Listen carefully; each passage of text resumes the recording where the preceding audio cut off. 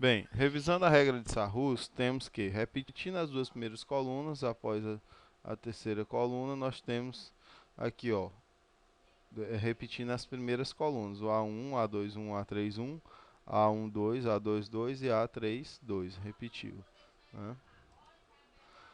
Marcando as três diagonais que descem, elas terão o mesmo sinal do produto. Então aqui são as três diagonais que descem, terão o mesmo sinal. A primeira é formada por A11 vezes A22 vezes A33.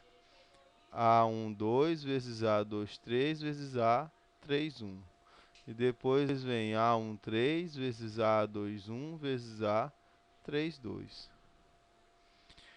Marcamos agora as três diagonais que sobem. Elas terão o sinal contrário do produto. Então aqui as três que sobem, ó. Então o que a gente vai ter é A31, A22 e A13. Notem que elas vão ter sinal contrário, por isso coloquei negativo, porque se ela for positivo se torna negativa, se for negativa se torna positiva. Ora, A32, A23 e A11. Aí A33, A21 vezes A12.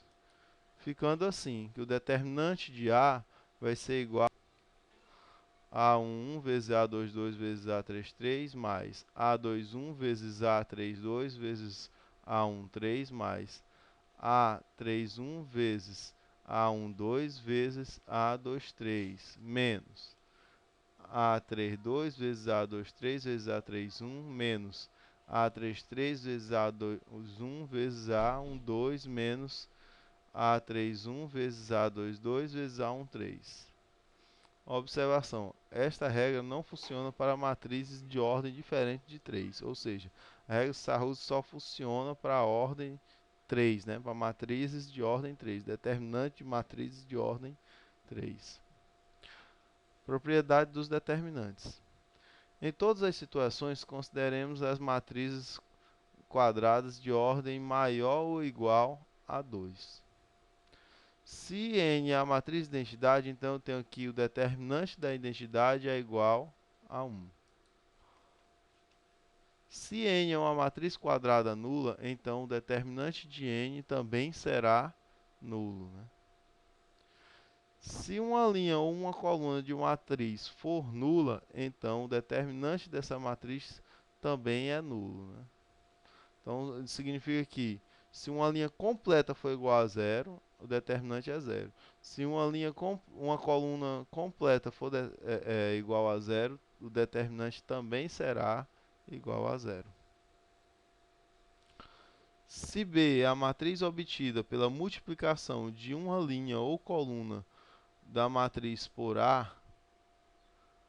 da matriz A por um escalar K, então eu tenho que o determinante de B é K vezes o determinante de A. Então, se uma matriz B é obtida pela multiplicação de uma linha ou coluna da matriz A por um escalar K, então a gente tem que vai ficar K vezes o determinante. Lembre-se que é só uma linha ou uma coluna, não é toda a matriz.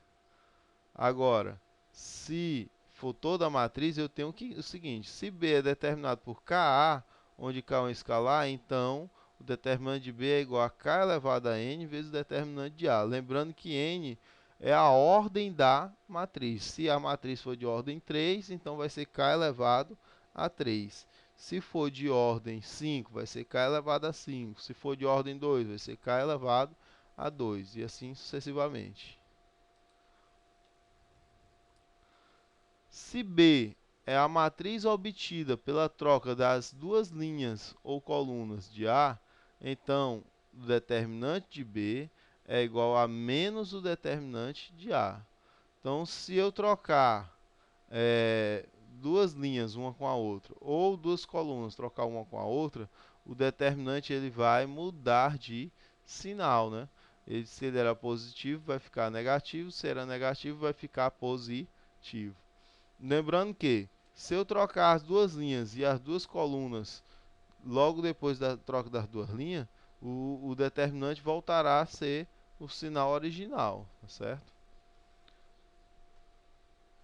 Se A tem duas linhas ou colunas iguais, então o determinante de A é igual a zero. Bem, então se eu tenho uma matriz onde a primeira linha é igual à segunda linha, então significa que o determinante é igual a zero. Se a primeira coluna for igual à terceira coluna, o determinante dessa matriz é igual a zero. Se todos os elementos deles forem iguais, né? Das linhas ou das colunas, né? Ou de duas em duas. Se for as três, também será igual a zero.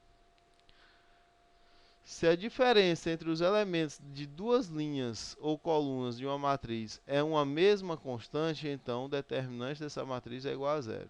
Por exemplo, se eu pegar o primeiro elemento da primeira linha com o primeiro elemento da segunda linha, subtrair e, e der um valor, aí eu pegar o segundo elemento da primeira linha e o segundo elemento da segunda linha, subtrair, der o mesmo valor, e assim seguir essa constante esse valor como resultado da subtração dessas linhas sempre igual, então o determinante dessa matriz vai ser igual a zero. Se uma linha ou coluna de A for múltipla da outra linha ou coluna de A, então eu tenho que o determinante de A é igual a zero, né? Ora, então, por exemplo, se eu tenho uma linha e eu multiplicar por 3 e der igual à segunda linha, então o determinante dessa matriz será igual a zero. Se eu tenho uma coluna e multiplicar por 5, né? E aí encontrar a segunda ou a terceira coluna, encontrar a terceira coluna, por exemplo, o determinante também será igual a zero, né? Ao fixar todas as linhas ou colunas de uma matriz, exceto uma delas, o determinante de A será uma função linear da linha ou coluna não fixada da matriz, né? Isso a gente vai ver logo após, né, que é a regra dos cofatores, né? Ao multiplicar ou dividir uma linha ou uma coluna de uma matriz por um número real k, o determinante dessa matriz será multiplicado ou dividido por k. Aqui lembre-se que é uma linha ou uma coluna da matriz, né? Tá só uma. Então ele vai ser multiplicado ou dividido por k, né? A gente já viu essa propriedade aqui, uma parte dela, quando a gente vê que se B, a matriz B é obtida pela multiplicação, né, da matriz por um escalar, então é k vezes esse determinante. Agora aqui a gente só ampliou, se ao multiplicar ou dividir, né? Então a gente terá multiplicado ou dividido por k.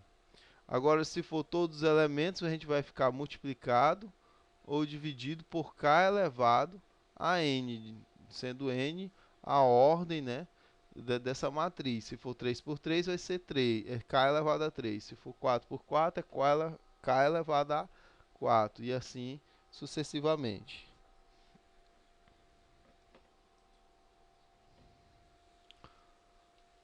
Sistemas lineares. Equação linear. Equação linear é toda equação da forma, né? A1x1 mais A2x2 mais A3x3 mais ANxN igual a constante B, em que A1, A2, A3, AN são números reais que recebem o nome de coeficiente das incógnitas de x1, x2, x3, xn, e B é o número real chamado de termo independente. Quando B é igual a zero, a equação recebe o nome de linear homogênea. Recebe o nome linear homogênea.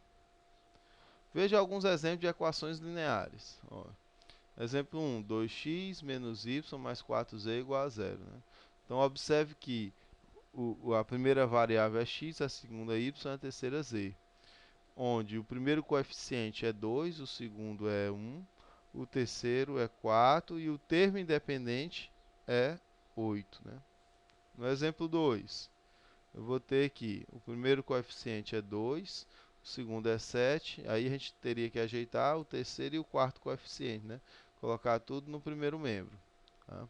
Então, O terceiro seria menos 3, porque aqui está mais 3t passa para o outro membro menos 3t. E o quarto seria menos 1, né? E o termo independente seria o 6.